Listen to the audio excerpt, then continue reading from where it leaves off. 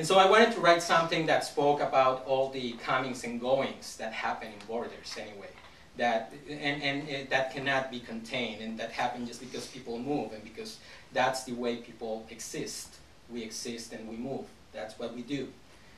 But of course, across borders, not only people move, right? There's also money, there's jobs, there's drugs, there's guns. And it's pretty well documented that about 90% of the guns being used in the current drug war in Mexico come from the United States. And I'm not blaming you unless you're drug runners, or I mean gun runners. Don't do it anymore. Other than that, you're all cool. But sometimes guns don't actually have to go across in order to create destruction, in order to destroy lives. Sometimes a single bullet is enough. Like on June 12, 2010, when Jesus Mesa Jr., a U.S. Border Patrol agent, shot and killed Sergio Adrián Hernández, a 15-year-old Mexican citizen, while he stood on Mexican soil. So how do you explain shooting a 15-year-old boy to death? You don't. Instead, you hide behind video game Call of Duty antics. You drape yourself in the CBP, ICE, and DHS flags.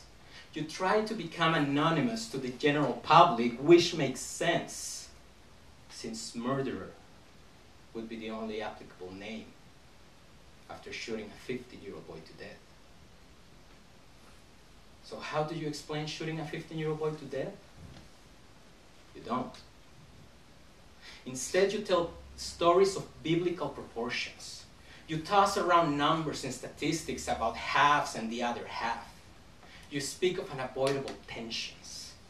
And then you knee-jerk out, well, what did you expect? He was throwing rocks. So how do you explain shooting a 15-year-old boy to death? You don't. Instead, you squeal self-defense. So how do you explain shooting a 15-year-old boy to death? You don't.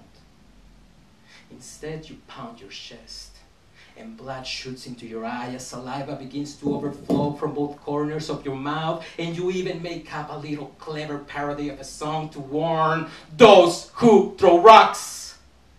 They will shoot you.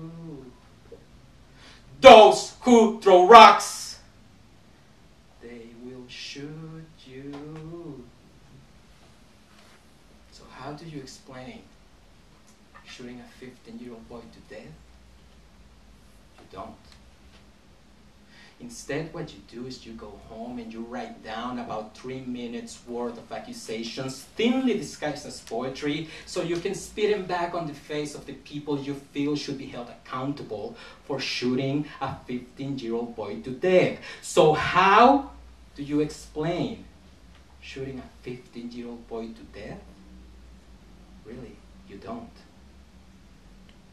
Instead, you just shut the fuck up and you wait. And you hope that soon enough, the rest of the world will forget.